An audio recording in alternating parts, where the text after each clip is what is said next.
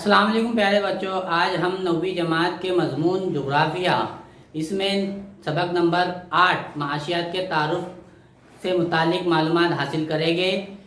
معاشیات یہ لفظ معیشت سے بنا ہے اور معیشت یہ لفظ معاش سے بنا ہے۔